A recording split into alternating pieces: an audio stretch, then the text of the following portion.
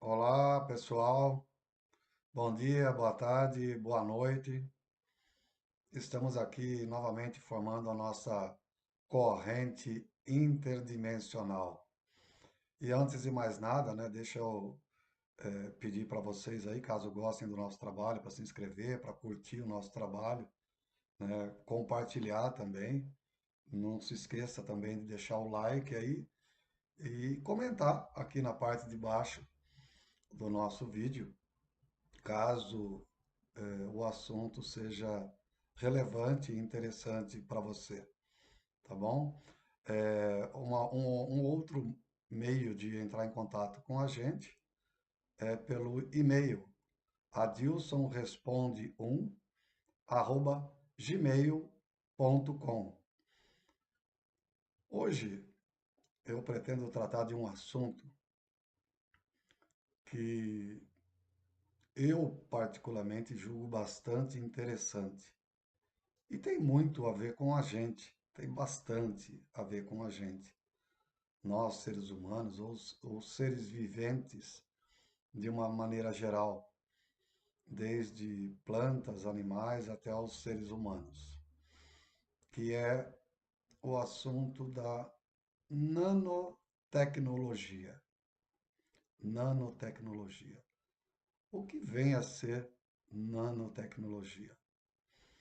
Bem, segundo entendo e posso interpretar, se refere a tudo aquilo que tem um formato microscópico.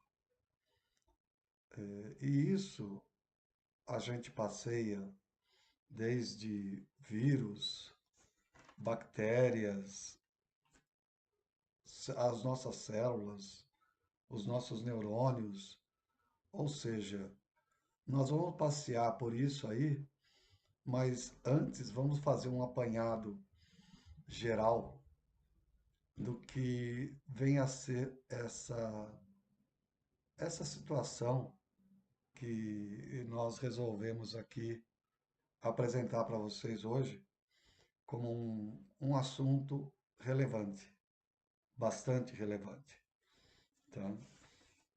E eu começo falando para vocês que na época em que eu entrei na universidade, isso foi lá pelos idos de 85, na metade de 85, nessa época já se mencionava ou já se falava a respeito de nanotecnologia, porque as pessoas, os cientistas de uma maneira geral, biólogos, físicos, pessoal envolvido com a bioquímica, com a química, eles já tinham essa ideia de desenvolver tecnologias microscópicas. E me lembro que na época em que eu ainda era criança, existia um seriado que passava na televisão que era Viagem Fantástica, onde um, um certo laboratório eles conseguiam, através de aparatos tecnológicos, miniaturizar como se fosse uma espécie de um submarino, e eles miniaturizavam esse submarino e injetavam no corpo de alguém, e esse submarino ele viajava até determinado ponto do organismo e ali ele executava determinada tarefa, se fosse mexer com células do organismo, ou mesmo algum outro tipo mas isso é só para exemplificar que já nos anos 70 isso já estava na cabeça de alguém. E para coroar esse tipo de pensamento ou de necessidade, o pessoal da IBM, o que que eles fizeram? Eles, se utilizando de um aparato microscópico, ou seja, de um microscópio eletrônico que eles desenvolveram, eles escreveram, eu não me recordo ao certo se foi com átomos de lantânio ou se foi com átomos de tungstênio. Eles escreveram as iniciais da empresa, ou seja, IBM, de forma que somente utilizando um microscópio eletrônico bastante poderoso é que você poderia observar aquela disposição dos átomos que eles conseguiram simplesmente arranjar num determinado tipo de substrato e ler as letras IBM. Esse daí foi, parece que um grande salto dentro do que a gente chama hoje de nanotecnologia. Mas, em seguida, alguns laboratórios, tanto americanos como principalmente japoneses, né, e de outras nacionalidades, eles começaram a desenvolver o que eles chamaram à época de buckballs. Buckballs. Ou seja, eram esferas com átomos de carbono.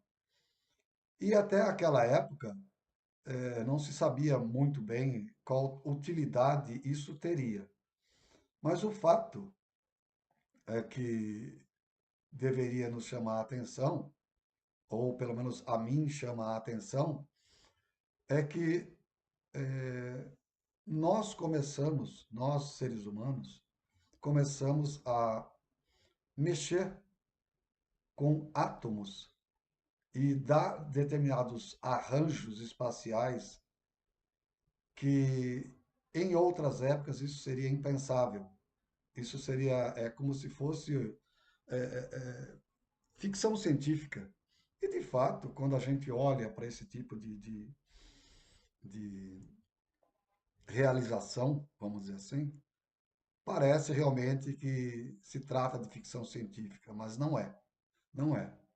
Tanto que algum tempo depois, e já agora aí, ao tempo da própria internet, que começou para a gente aqui no Brasil mais fortemente a partir de meados dos anos 95 para frente, surgiram vídeos de determinados laboratórios que conseguiram produzir o que eles chamaram de nanobots. Nanobots, ou seja, robôs de tamanho nanoscópios, vamos dizer assim. E o que que isso quer dizer? Isso quer dizer que produzimos determinados tipos de aparatos que tinham movimentação, que tinham determinado tipo de aplicação, e no caso ali era nenhuma, basicamente nenhuma mesmo, mas demonstra para a gente até onde nós chegamos a caminhar com a tecnologia. Até onde chegamos a caminhar com a tecnologia. E daí vieram outros desenvolvimentos com manipulação propriamente genética, que é no caso do CRISPR, que é você simplesmente fazer a edição de uma determinada região de um gene, ou praticamente de todo o gene, e colocar naquela edição, ou naquela parte editada, algo que seja, ou que fosse do interesse dos seres humanos. Tá?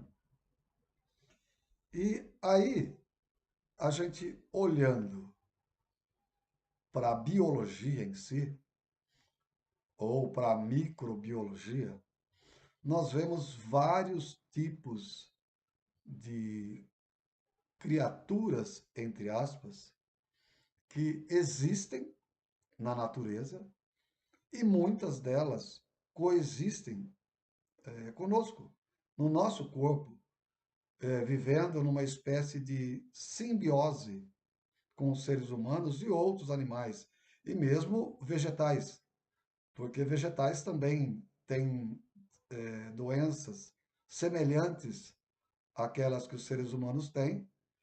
E isso quer dizer o quê? Quer dizer simplesmente que tudo nessa natureza, de uma forma ou de outra, acaba padecendo com problemas que ocorrem nas suas células. E nós, seres humanos, mais fortemente nós somos afetados por isso, não só pelas questões das doenças, doenças degenerativas, vírus, bactérias, fungos, protozoários. Não, não é só por isso, não. Mas porque nós, olhando para esse tipo de ocorrência, a gente faz uso da nossa racionalidade e vê que isso para a gente acaba não sendo bom. Mas esse acaba não sendo bom aqui é entre aspas também. Porque nós vamos falar de um assunto aqui que há pouco tempo afetou bastante ao planeta Terra como um todo, e isso deveria nos fazer pensar, analisar e olhar bem para essas questões, porque elas, ou a questão da nanotecnologia, como eu já mencionei em algum outro vídeo aí, ela é muito mais antiga que o ser humano pode imaginar. Por que muito mais antiga? Porque, vejamos bem, dentro da própria revelação cósmica e dentro da própria ciência mesmo, nós sabemos, ou temos a impressão que sabemos, que algo surgiu aqui no nosso planeta, algo próximo de 3,5, 3 bilhões de anos atrás, que foi uma molécula que hoje nós chamamos de DNA, que ela simplesmente aparece aqui. Alguns cientistas dizem que devido à composição atmosférica, campos elétricos e magnéticos, esses átomos acabaram se juntando e formando essa molécula aqui. É algo assim bastante, vamos dizer assim, probabilístico, porque sendo o DNA uma molécula muito sensível, fatalmente, à medida que alguns átomos se juntassem para formar uma espécie de cadeia molecular, outros certamente se separariam da própria cadeia molecular devido à questão da instabilidade ambiente que a gente tinha nesse período aí, que nessa época a atmosfera da Terra era bem diferente daquilo que nós temos hoje, com seus 21% aí de oxigênio e maior volume de nitrogênio e uma pequena parcela distribuída entre os outros gases aí, né? Então, quando a gente olha para isso, fica difícil a probabilidade nos trazer algo como provável, e o provável aqui, eu digo assim, um número próximo de um, ou seja, de 100% de probabilidade de que, de fato, essa molécula ou esse ácido que hoje faz parte do nosso DNA tenha surgido de forma espontânea ou sem que houvesse algum tipo de direcionamento para que isso ocorresse, ou sem que ele tivesse sido trazido de um outro local simplesmente aqui para a Terra e aqui implantado naquela época em que havia grandes mares ou nem tão grandes mares, mas locais favoráveis a que essa molécula se desenvolvesse. E a todo esse conceito aí, dentro da própria revelação cósmica, a gente chama de projeto Talm. Projeto Talm. Talm. E o projeto Talm, ele, segundo consta das revelações trazidas por Jean Valjean, Rogério de Almeida Freitas, segundo consta, foi desenvolvido por Morgenson, que num outro vídeo eu chamei de Fanes ou Protogonos, que se refere à mesma criatura. Esse ser de formato totalmente diverso daquilo que nós imaginamos hoje, um ser vivente, ou mesmo que se compare a algo parecido com um ser humano, esse ser, ele tinha uma capacidade mental multiplicada por 4. E eu falei desse ser aí num dos nossos vídeos aí, e não vou me repetir aqui, descrevendo esse ser de 4 cabeças e aquilo que eu penso a respeito dessa criatura. Tá? Mas, voltando à nossa nanotecnologia, tudo aparentemente parte das micropartes para a formação de criaturas mais complexas. E isso, não penso que seja eu a primeira pessoa a mencionar esse fato, mesmo porque dentro da própria biologia, ou da própria biologia humana, é assim que se dá a produção, ou o nascimento, ou a criação de um ser humano, ou qualquer outro ser que nasça por meio de uma única célula que passa a se dividir, a crescer, a formar algo parecido com um corpo ou algo semelhante. No caso dos seres humanos, seria um corpo. No caso de outros animais, também seriam corpos. Tá?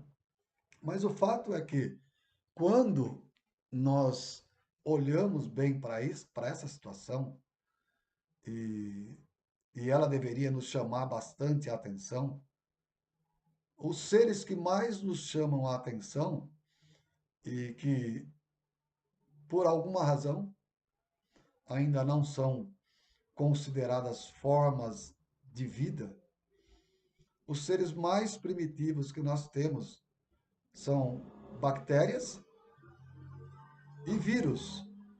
Os vírus, eles têm uma capacidade replicante, mas de uma maneira geral, ou praticamente 100% deles, necessitam de algum tipo de hospedeiro para que a sua condição replicante possa ser larga e fartamente desenvolvida. Então, todo vírus e toda bactéria, ele vai sempre necessitar de alguém ou alguma coisa, algum tipo de substrato, algum tipo de substância, algum tipo de célula que, de fato, permita com que esse microser acabe se desenvolvendo. Tá? E em ele encontrando o meio favorável, certamente ele vai se replicar e, muito provavelmente, dependendo da agressividade desse vírus ou dessa bactéria, eles vão causar um tipo de infecção e o hospedeiro, via de regra, acaba perdendo a sua vida. E essa é uma das características que eu chamo a atenção para o modo de existir dentro do nosso universo, dentro da nossa criação, da criação nossa no sentido de nós existimos aqui dentro. porque é um assunto que eu pretendo tratar num outro vídeo. Essa criação, ela é totalmente, como eu posso dizer, ela é totalmente disfarçada. Ela é cheia de disfarces, ela é cheia de subterfúgios para que a gente não perceba o que de fato ela é. Um vírus é algo tão minúsculo, que existe uma espécie de vírus chamada de bacteriófago, que ele parece, quando a gente olha para a imagem desse vírus bacteriófago, ele parece um módulo lunar, ou um ser no formato aracnídeo. Ele tem diversas pernas, um corpo que parece uma mola e uma cápsula proteica onde o material genético dele fica ali dentro. Então ele ataca, ele pousa na superfície de uma célula de bactéria que normalmente é muito maior do que ele e injeta esse material genético através da capa proteica ou da membrana proteica da bactéria. Esse material genético ele vai até o núcleo das células da bactéria e ali ele se reproduz loucamente até que chega uma hora que a própria bactéria não suporta tantos daqueles vírus no seu interior que ela acaba simplesmente explodindo ou rompendo todas as capas proteicas e sai aquele monte de outros vírus, cópias, cópias exatas daquele que a atacou. Quando a gente olha para esse tipo de comportamento, a gente vê o quê? Isso é algo assim semelhante àquilo que a gente tem desenvolvido ou que a gente está buscando desenvolver em termos de nanotecnologia. Mas isso já existia, ou isso já existe, isso já está no nosso meio e é totalmente disseminado de diversas formas. Aí vamos falar um pouquinho de bactérias. Bactérias são micro-organismos um pouco maiores que os vírus, né? Existem vários tipos de bactérias, né? Existem os, os cocos, né? Que se dividem em streptococcus, estafilococcus, existem os bacilos, existem os vibriões, vários tipos de bactérias que coexistem com os seres humanos, coabitam nos nossos, nas nossas partes, na nossa pele, pelos, nos nossos olhos, na boca,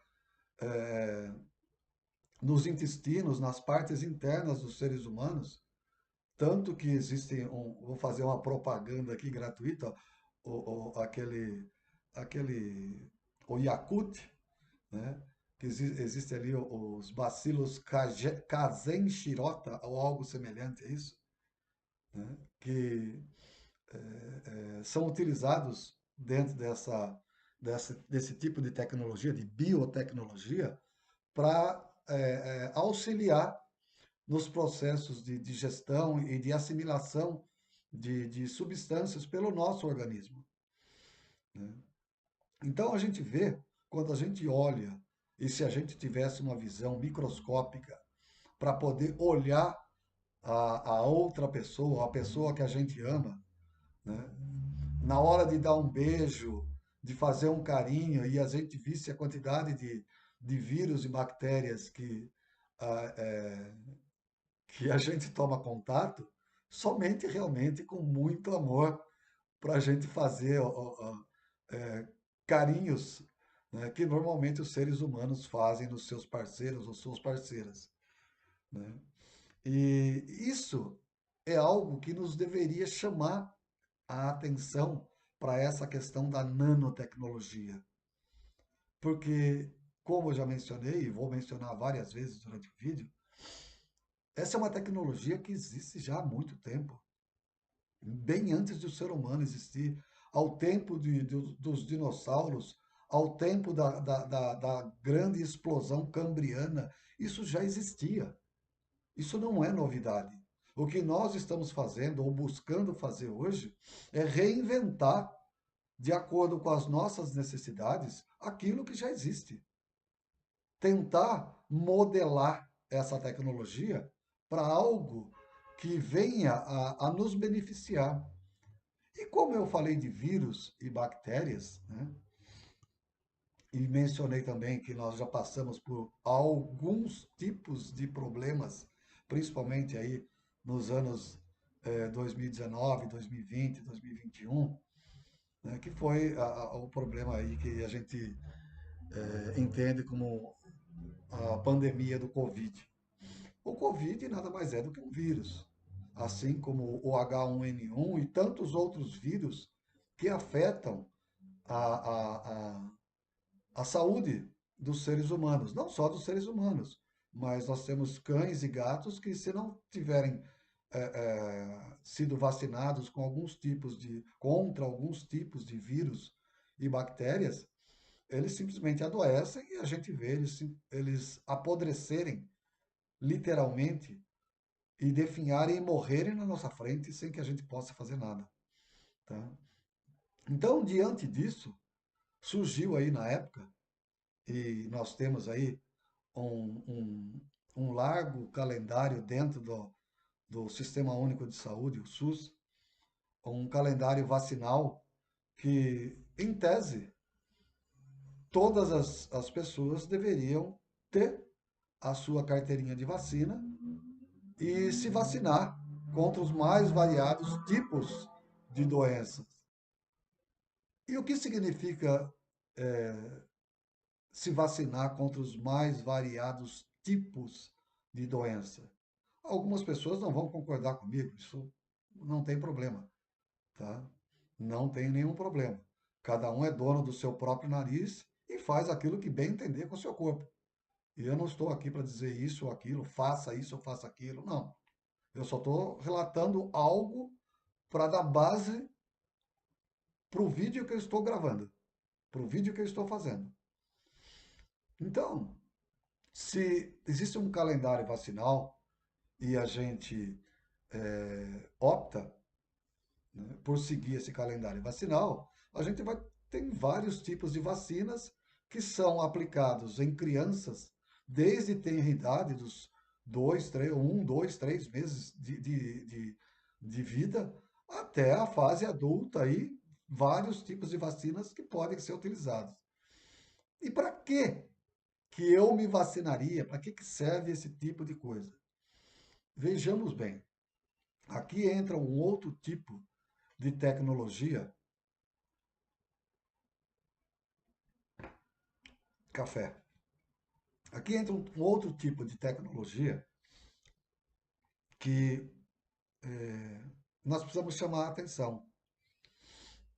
Quando você vai lá no postinho de saúde ou numa clínica particular, sei lá, e opta por tomar determinado tipo de vacina, aquela vacina ela tem lá algum tipo de material genético, de algum tipo de vírus, que ou o vírus está morto, ou o vírus está atenuado, ou é uma parcela de material genético daquele tipo de vírus específico, e isso a gente injeta no nosso braço, né?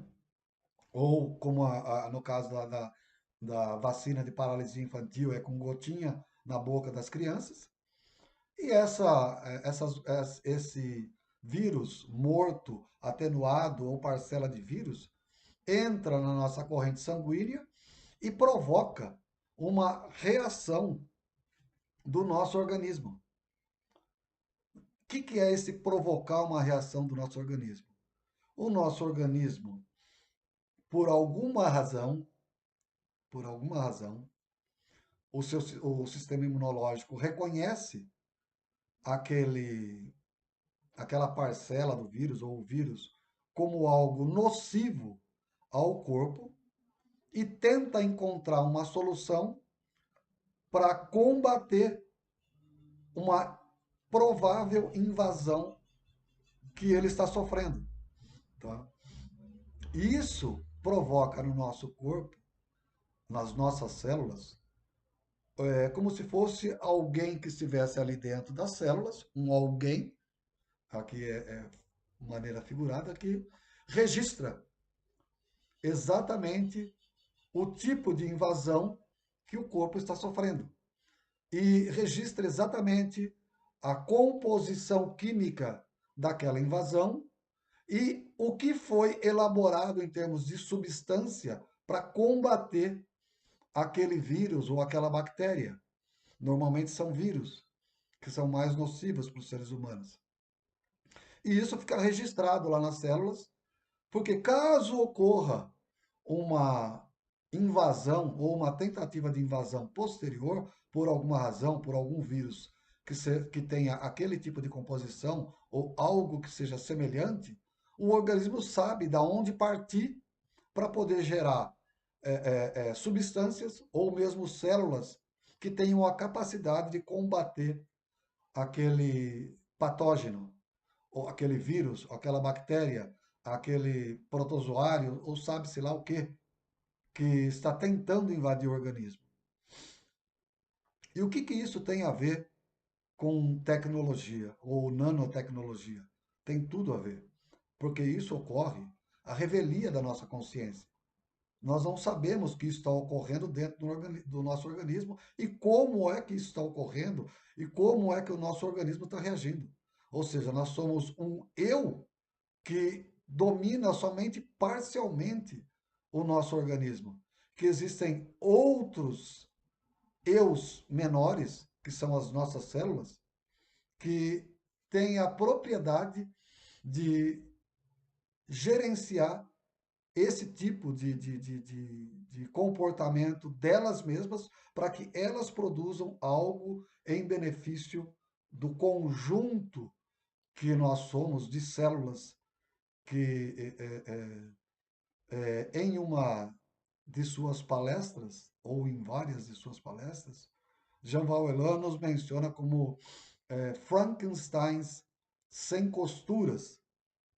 E, de fato, quando a gente olha para o nosso organismo, nós vamos ver o seguinte, que nós somos uma reunião, um agrupamento de diferentes tipos de células que, à medida que o corpo se forma, elas vão se diferenciando de diversas formas e cada uma tomando a sua posição dentro do nosso organismo, no sentido de que ele funcione da forma como deve funcionar, como geneticamente está previsto que ele funcione. Alguns, infelizmente, não funcionam dessa maneira e acabam tendo uma série de problemas, uma série de agravos na sua saúde que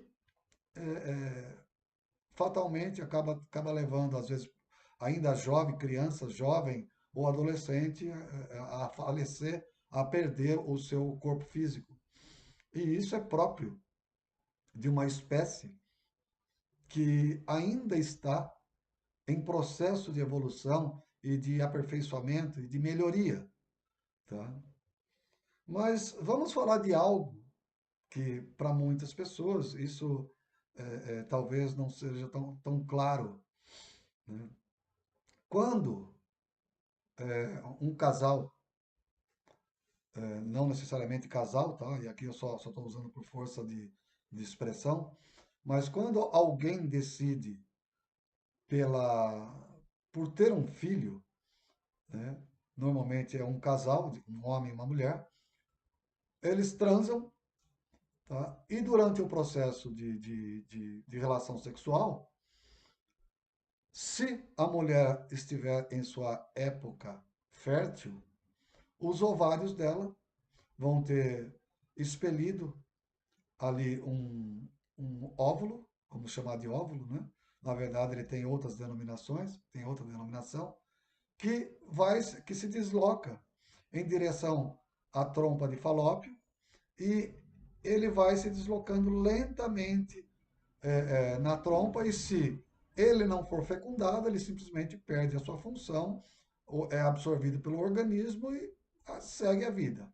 Mas, se naquele período fértil o casal tiver uma relação sexual, o homem, né, o macho, ele vai ejacular e desse processo de ejaculação vão sair milhões de milhões de milhões de espermatozoides através do sêmen, ou junto com o líquido seminífero, né?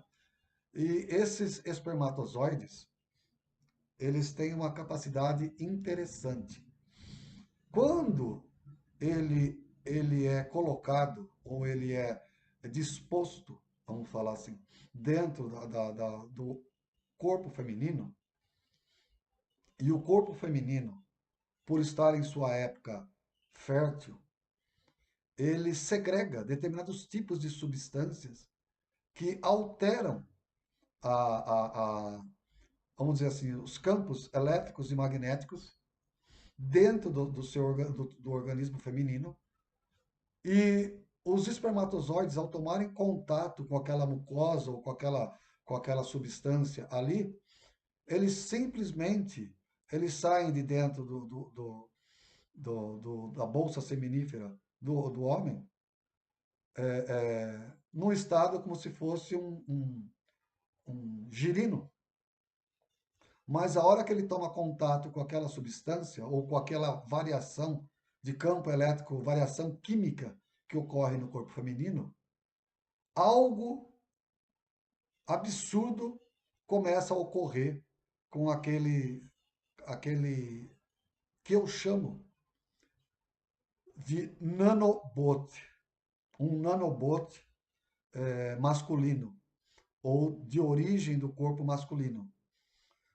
Simplesmente ele absorve alguns tipos de substâncias, geralmente é sódio, potássio, que faz com que o flagelo, que é a cauda do espermatozoide, ele comece na base desse flagelo, ele tem ali uma região que os microbiologistas chamam de cat spare, ou seja, uma região do espermatozoide em que ele absorve cátions, né?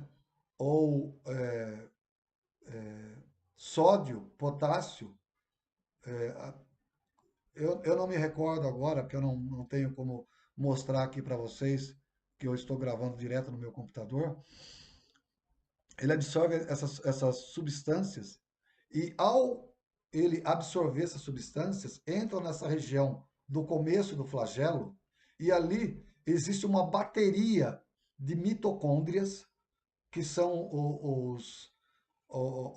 as organelas responsáveis pela produção de energia, né? E produção de energia, que significa o quê? Significa que é liberada uma grande quantidade de energia para que o espermatozoide comece a se movimentar.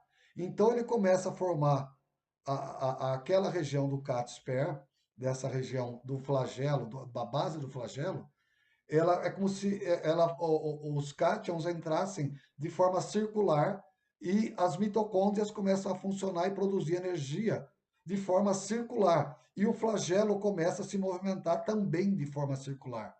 Para quem imagina que o flagelo do espermatozoide se movimenta de forma horizontal ou vertical, não. Ele se movimenta de forma circular. E é isso que dá aquela movimentação que faz com que determinados espermatozoides se movimentem mais rápido ou menos rápido que os outros.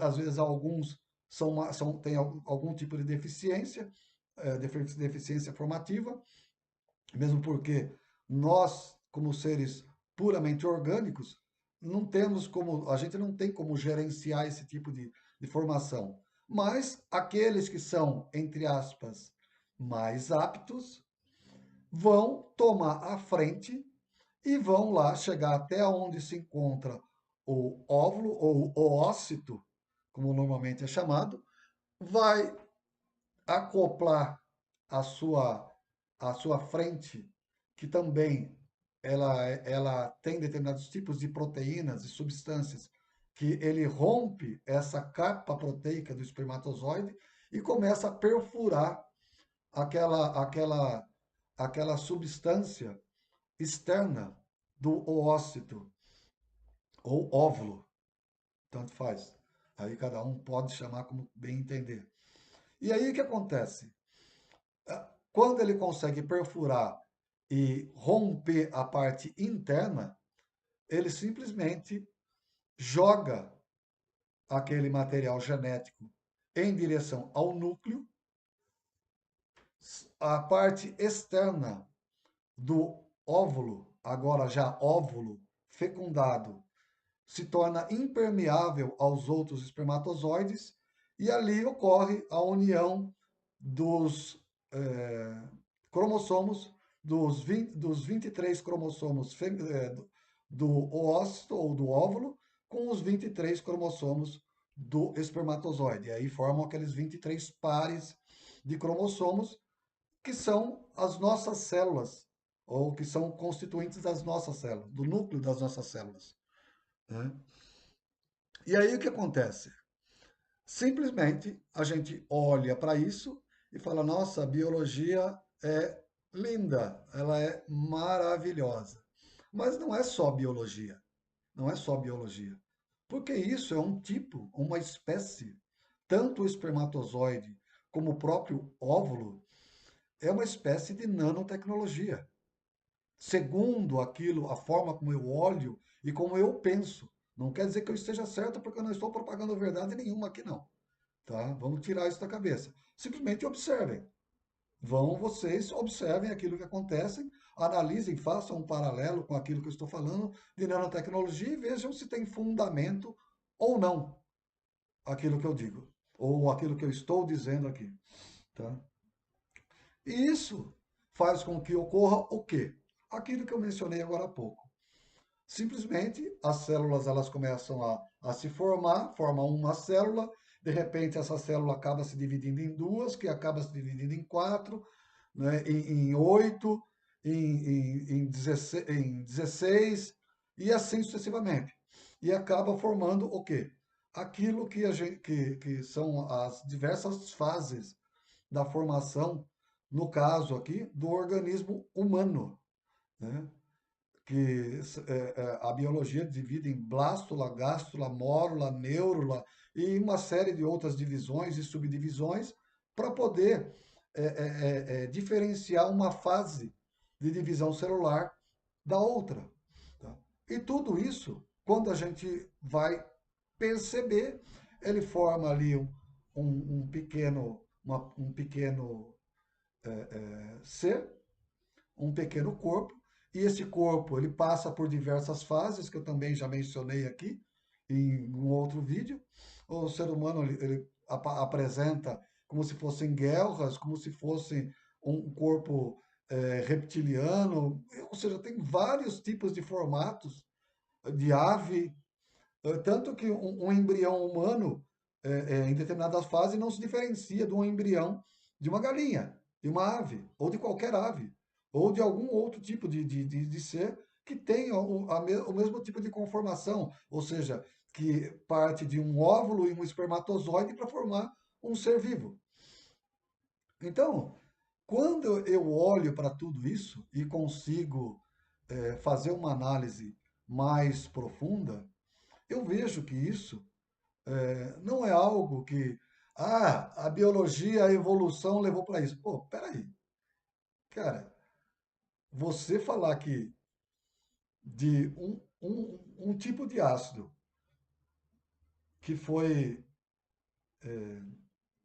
colocado dentro de um espermatozoide, quando encontra um óvulo que também tem um tipo de ácido ali dentro, é, forma carne, forma um ser vivo, ou mesmo de uma árvore que forma aquele monte, uma árvore imensa, árvores de 20, 10, 20, 30 metros de altura. Ó. Quando você olha para uma sequoia que tem 60, 80 metros de altura, e saiu de uma sementinha pequenininha, que foi fecundada, colocada no chão, ou ela caiu num local fértil, e daquilo surgiu um ser imenso. Ou mesmo um elefante, uma baleia, você falar que isso veio só de evolução,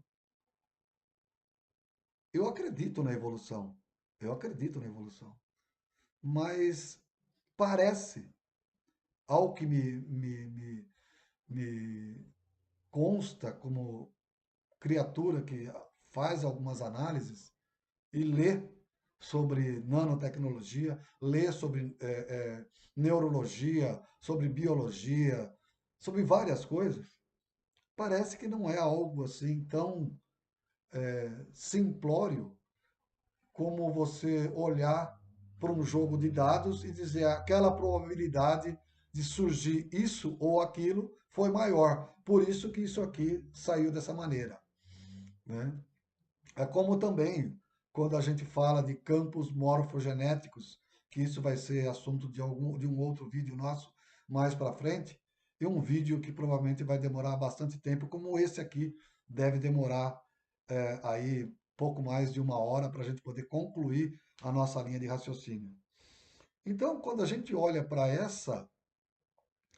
tudo isso que ocorre dentro de um organismo humano, até que surja e saia dali uma criança é, perfeitamente, entre aspas, aqui formada, e o perfeito aqui é bem entre aspas mesmo, porque de perfeito nenhum de nós somos, em nenhum sentido, nem fisicamente, nem mentalmente e nem espiritualmente, porque mentalmente todos nós temos algo de demência, todos nós, por menor que seja, todos nós temos algo de demência, algo de esquizofrenia, algo de alguma coisa a gente tem.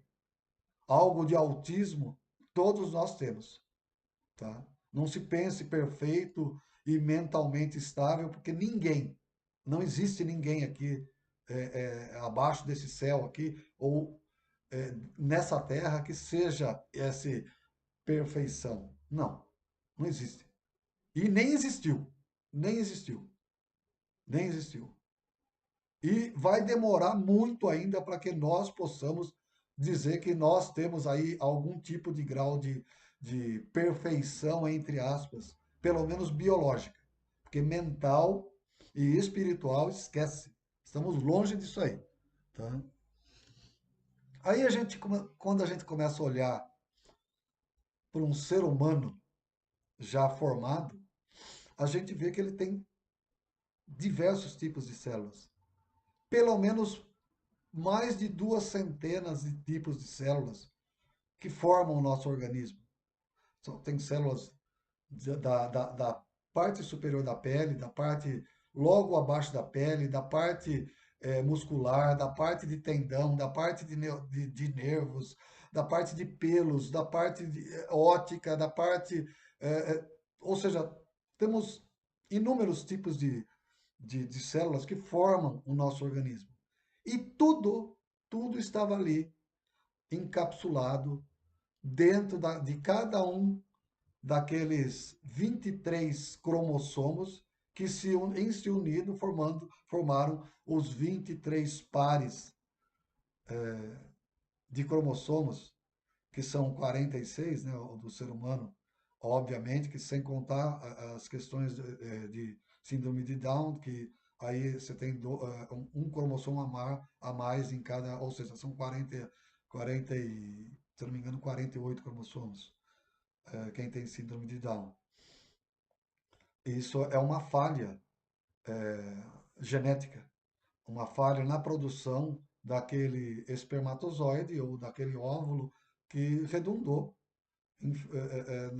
na produção de um ser com essas características de quem tem síndrome de Down. Tá? Mas quando a gente olha para um ser humano adulto, ou um ser humano já formado, já nascido, né, que tem ali a sua saúde, entre aspas, né, diferenciada e melhor que uma boa parcela da população, a gente olha e vê esse monte de células que a gente acabou de mencionar aí. Eu creio eu, se eu não estiver muito enganado, né, que são mais de 200 tipos de células no nosso organismo. Mas algumas nos chamam a atenção devido à sua especificidade, que são principalmente os neurônios, obviamente, os responsáveis pela formação do nosso cérebro, e por que não dizer do nosso conectoma biológico, algumas células que são as células dos nossos olhos, né? Especificamente da córnea, da íris e da própria retina, que tem a propriedade de captar as imagens do ambiente, transferir para o nervo óptico e o nervo óptico cria dentro do nosso cérebro a imagem que nós supostamente estamos vendo. Então, quando a gente olha para os neurônios, a gente fala, a gente tem. Não, não, a gente não tem somente um tipo de neurônio. Também nós temos vários tipos de neurônios que compõem esses vários números de células que a gente tem no nosso organismo. Tá? E alguns neurônios são responsáveis somente pela captação de um impulso elétrico. Esse impulso elétrico ele vem por diversos é, é, é, pontos dos dendritos que formam um neurônio. Ele passa pelo núcleo das células, ele é processado e sai pelo axônio. E a saída através do axônio é uma única saída. Pelo menos imaginamos que seja uma única saída. Tá? Mas se você capta várias informações e sai somente uma informação, significa que algo está ocorrendo ali dentro do nosso neurônio que faz com que nós tenhamos somente a percepção, não de tudo aquilo que o nosso campo visual ou o nosso campo perceptivo captou, mas nós percebemos somente aquilo que nos é imposto perceber. E é por isso que esse tipo de célula, os neurônios, da mesma forma como cada uma das nossas células estruturais, ósseas, são como se fossem nanobots ou nanotecnologias aplicadas na formação de um organismo por inteiro. E no nosso sistema nervoso, existem vários tipos de células ou de protocélulas que deveriam nos chamar a atenção. E uma delas, para quem quiser fazer alguma busca a respeito disso aí, existe um projeto que eu pesquisei alguns anos atrás, chamado Projeto Blue Brain. Ou seja, é como se fosse cérebro azul, ou algo nesse sentido. Busquem aí na internet que vocês vão encontrar esse projeto, que eles estudavam a formação e como é que os nossos neurônios acabam se arranjando ou se comportando. É como se eles formassem estruturas multidimensionais. Então, o nosso cérebro, embora ele tenha uma estrutura que nos capacitasse em perceber outras coisas além daquilo normal que a gente percebe, ele tem a capacidade de perceber. Só que nós temos também no nosso sistema nervoso alguns tipos de neurônios que eles são inibidores. Eles são inibidores. Então, esses neurônios, eles podem estar bastante relacionados com a inibição de dor, com a inibição de vários outros tipos de situações relativas ao nosso modo de existir, o nosso modo de viver, mas existe também uma possibilidade, como a gente desconhece, de eles também estarem correlacionados com a inibição das nossas percepções para algo que transcende, que está além da nossa realidade. E é por isso que talvez algumas pessoas que não tenham tantos desses neurônios conseguem ter intuições, conseguem desenvolver processos de clarividência, clareaudiência, ou de uma maneira geral, né, capacidades psíquicas, mediunidade, que outros simplesmente não conseguem. Simplesmente não conseguem. Por mais que tentem, eles vão conseguir, talvez, em alguma outra condição, em alguma outra existência, que o seu espírito venha a produzir um outro eu que já tem aquela capacidade em vias de desenvolvimento. E aí você vai simplesmente galgando degraus e desenvolvendo esse tipo de capacidade. Mas o que que isso tem a ver com nanotecnologia? Só tudo. Só tudo. Só tudo. Porque cada uma das nossas células, ou cada uma dessas inúmeras células que compõem o nosso corpo, o nosso organismo, elas têm uma especificidade na sua funcionalidade que nós não vemos em qualquer outro tipo de organismo que não dos animais ditos superiores. Seriam os animais que a gente tem contato, que a gente tem como animais de estimação, que são gatos, cães, algumas pessoas têm porco, galinha, cavalo, vaca, boi, sei lá o quê. São os animais que têm mais contato com a gente. E, no entanto, nós, quando olhamos para aquilo que a gente faz com determinados tipos de animais, que é comê-los, né, só que a gente coloca ali temperos, a gente faz um prato mais elaborado, coloca sal, coloca pimenta do reino, coloca isso, coloca aquilo, coloca salsinha, cebolinha, cebola, alho, e a gente come, né? Carne de vaca, carne de boi, carne de carneiro, carne de coelho, carne de peixe, a gente come. Faz parte do quê? Da nossa natureza animal, para muitas pessoas, obviamente, é o que alguns optam por não comer carne, outros optam por não comer sequer algo que tenha qualquer tipo de ligação ou origem animal, que são os veganos, e os anteriores são os vegetarianos, né? Existem os macrobióticos também, existem várias modalidades atualmente aí, cada um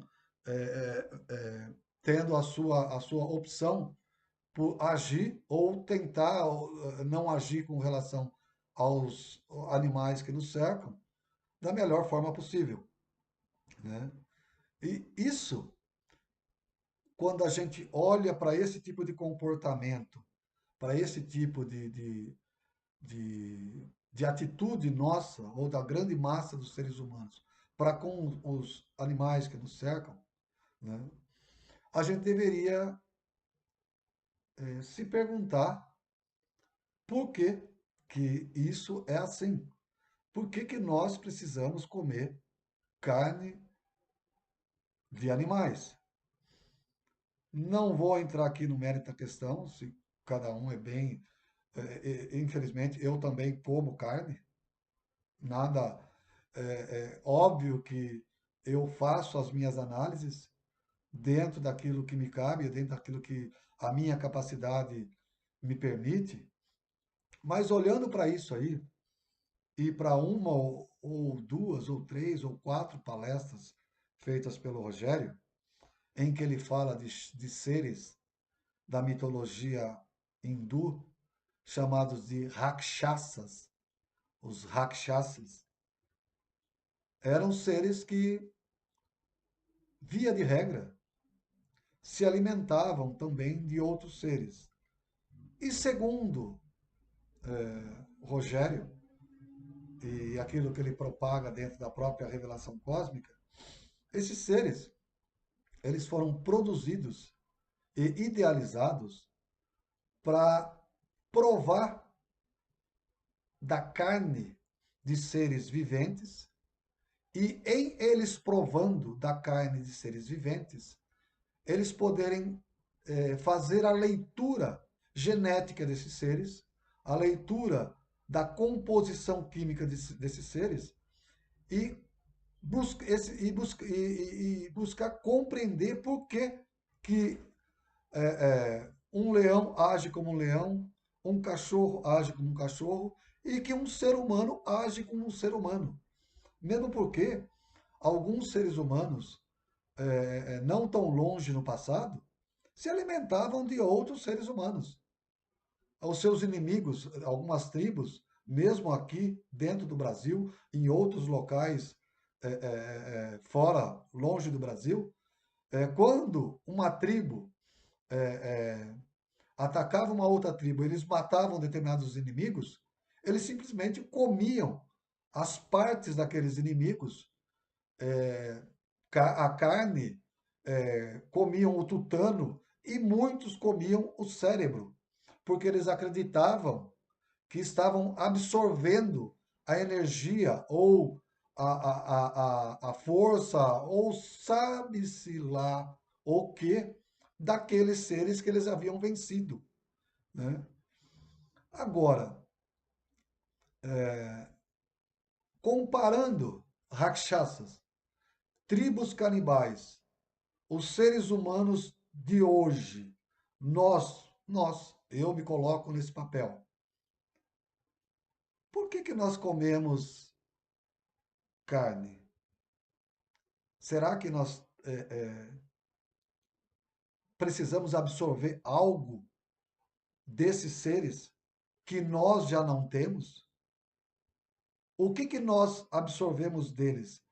Ah, mas de vez em quando aparece aí uma doença da vaca louca, uma doença de gripe aviária, uma gripe suína que dizima tudo e os seres humanos não podem comer essa carne, porque senão eles podem pegar esse mesmo tipo de doença. Será que nós já não pegamos ao longo do nosso desenvolvimento enquanto seres humanos, enquanto Frankensteins sem costuras? Será que nós já não pegamos e isso não está aqui, ó, armazenado e guardado como codificação do nosso DNA?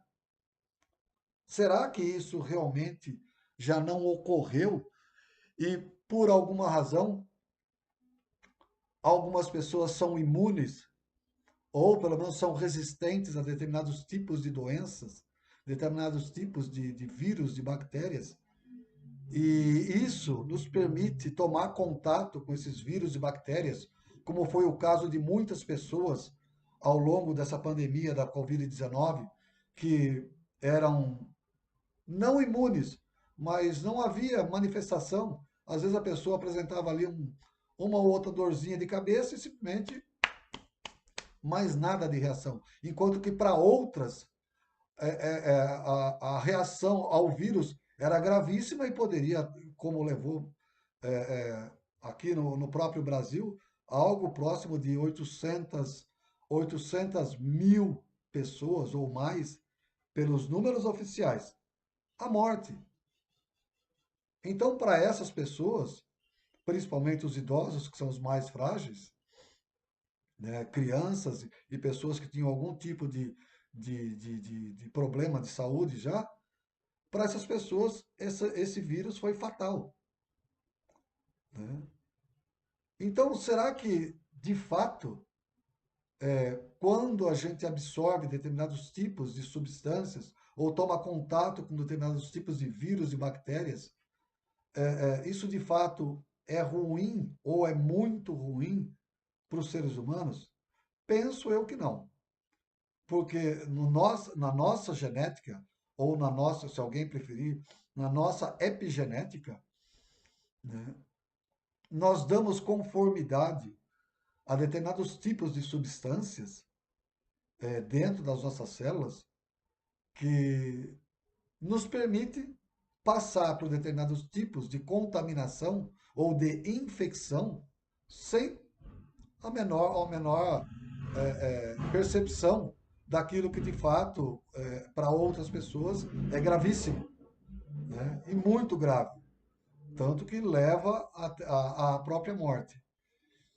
Então, eu convido os amigos a olharem esse campo da nanotecnologia com outros olhos e principalmente olhar os organismos vivos sob outras perspectivas, porque não me parece que somente o processo de evolução seja responsável por aquilo que esses organismos são hoje, aquilo que são. Parece que algo realmente, num passado bastante distante, tenha ocorrido e que ao longo da história do processo evolutivo dos seres vivos no nosso planeta, e aqui eu falo somente do nosso planeta, não falo de outros, porque eu precisaria ter base para poder falar de outros, e aqui hoje o foco é a nanotecnologia terrestre, parece que de fato algo realmente ocorreu num passado e vem ocorrendo ao longo desse processo evolutivo das espécies dentro do planeta Terra, que leva a que o mais hábil, o mais apto a se sobressair sobre os outros. Mas isso eu não estou falando aqui com relação à força ou à capacidade de dominar, não é isso. Não é isso.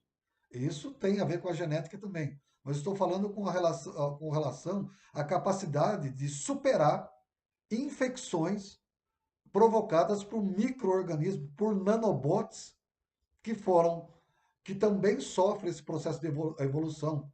E parece que quando a gente olha ali para a pandemia de Covid-19, vários tipos de vírus foram se aperfeiçoando num curto espaço de tempo. E as vacinas, e a própria vacina, ou o próprio processo de vacinação, teve que ir se adaptando. E os cientistas tiveram que ir localizando esses diferentes tipos de vírus para compor uma vacina que previsse ou que fosse capaz de, entre aspas, bem entre aspas, imunizar os seres humanos de novas cepas ou de cepas que pudessem é, fazer mutações rápidas e gerar algo que o ser humano não fosse capaz de, de, de combater com o seu próprio organismo.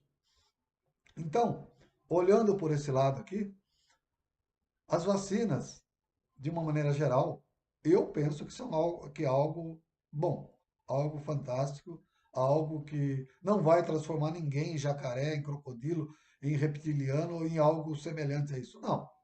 Mesmo porque nós já temos na nossa genética uma série de coisas que ainda hoje nós não compreendemos. E não compreendemos mesmo.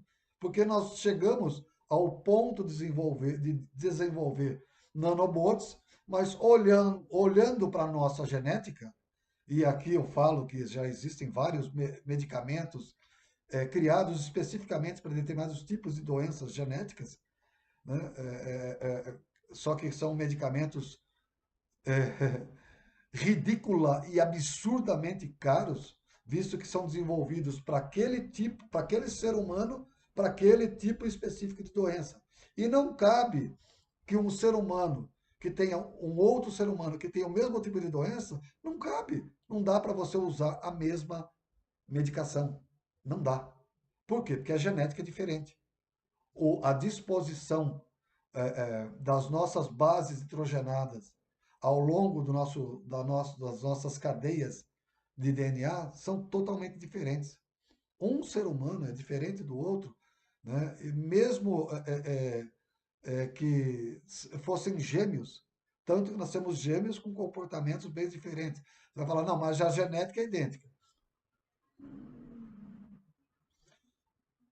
Pode ser, pode ser. Mas eu não olho dessa maneira e não observo dessa maneira o campo em que essas estruturas nanoscópicas se desenvolvem, porque um único radical metila que esteja deslocado em relação ao outro nos permite que a genética seja a mesma, mas a produção de proteínas sofre algumas variações. Então, isso, penso eu, deve ser levado em consideração. Então, como eu já me estendi aqui por 1 hora e 11, 12 minutos, eu convido a cada um dos amigos a fazer uma boa análise desse vídeo ou dessas absurdidades que eu menciono e deem uma boa estudada, deem uma boa verificada, avaliem, pesem se isso tem algum tipo de fundamento. E se tiver algum tipo de fundamento, ao menos deixem a possibilidade de que parte disso que eu acabo mencionando para vocês tenha algum fundamento, tenha alguma lógica e de que o projeto tal realmente possa ter ocorrido nos moldes ou em moldes semelhantes ao que o Rogério, o Jean Elan, vem propagando ao longo de várias de suas palestras. E que nós aqui estejamos somente fazendo aí um apanhado geral para que possibilidades, como ele diz, né, sementes para reflexão tenham sido lançadas e que a gente realmente possa refletir e pelo menos deixar um ponto ou um grande número de pontos de dúvidas e de possibilidades em aberto para que algum dia, num futuro não muito distante, que é o que esperamos, essas nanotecnologias venham fazer parte mais assiduamente da nossa vida e que em algum momento do futuro, quando formos a um posto de saúde, tomar uma vacina de nanobots com um determinado tipo de característica, ou para algum tipo de doença, para algum tipo de câncer, para algum tipo de problema que a gente venha a ter de saúde, vem assim uma carga de nanobots, e esses nanobots, em estando dentro do nosso organismo, eles formem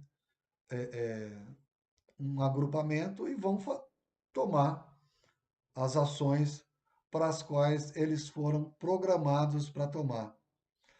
A exemplo daquele ser do Matrix 4, né? O Killian,